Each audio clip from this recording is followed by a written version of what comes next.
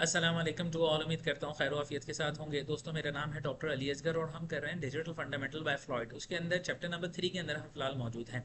Chapter number 3 के अंदर हमने ये देखा है कि हमारे पास कुछ लॉजिक्स हैं, और लॉजिक के अंदर सबसे कॉमन जो लॉजिक है जिसको हम कहते हैं इन्वर्टर।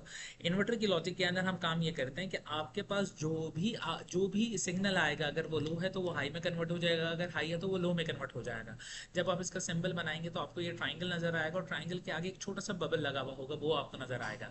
अब आपके पास इनपुट ए है और आउटपुट के अंदर आपको एक्स मिलेगा। इसको आप अल्फाबेट्स की शक्ल में लिखना चाहें तो कैसे लिखेंगे कि एक्स इज इक्वल टू ए, और ए के ऊपर आप लगा देंगे बार। बार का मतलब हमें ये पता है कि ये कॉम्प्लीमेंट है।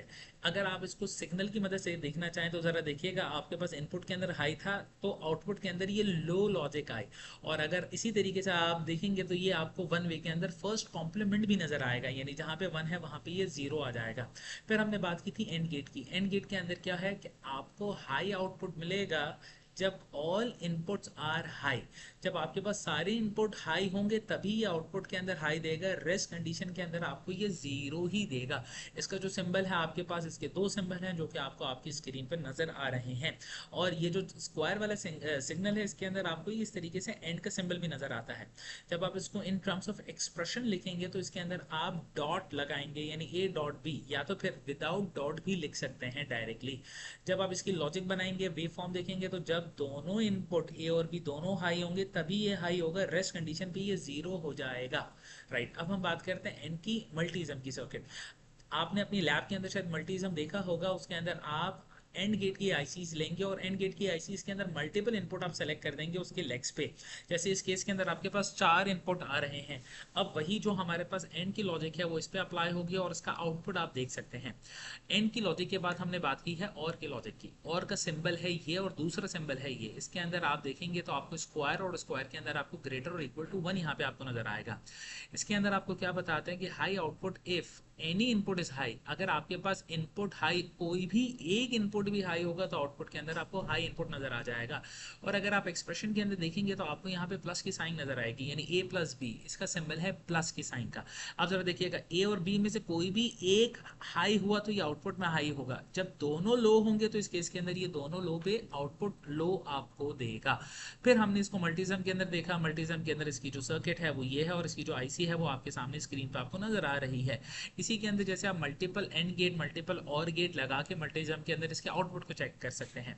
अब हम बात करते हैं नैंड गेट की। नैंड गेट का मतलब क्या है कि ये एक एंड गेट है और एंड गेट के आगे हमने इसका एक बबल लगा के इसको अपोजिट कर दिया है, यानी इन्वर्ट कर दी है। इसकी लॉजिक क्या कहती है कि लो आउटपुट होगा जब हमारे पास ऑल आर इनपुट हाई। जहां जहां इनपुट हाई है वहां पे लो होगा, बाकी सारी जगहों पे इसका आउटपुट वन ही आएगा। यानी यहाँ पे सारे इनपुट अगर हाई हैं तभी इसका आउटपुट लो आएगा, याद रखिएगा। अब हम नैंड गेट की बात करें तो नैंड गेट को हम लिखते हैं कैसे कि ए डॉट बी लिखते हैं और उसके ऊपर बार लगा देते हैं। बार का मतलब क्या है कि ये अल्टीमेटली इन्वर्ट हो रहा है। और अगर आप इसको सिंबल की मदद से बताना चाहें तो सिंबल के अंदर हम ये लिखते हैं कि ये हमारे पास हाई है, ये हाई है, ये दोनों हाई है तो यहाँ पे ये लो हो गया।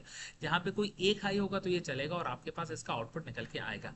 नैंड गेट की आईसी आप देखेंगे मल्टीज्म पे तो आपको उसका आउटपुट नजर आ जाएगा। इसी तरीके से हमने नॉर की बात की है। नॉर क्या कहता है कि लो आउटपुट होगा if any input is high.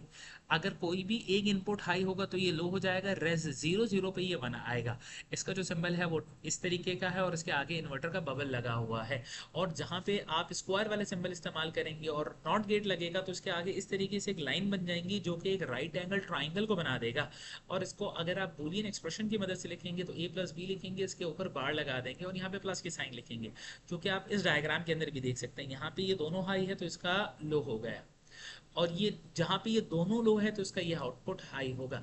इसी तरीके से हमने नॉर गेट की बात की है। नॉर गेट के अंदर आपके पास नॉर गेट के अंदर ये हो गया। अब हम नेक्स्ट क्लास के अंदर जॉर गेट की बात करेंगे।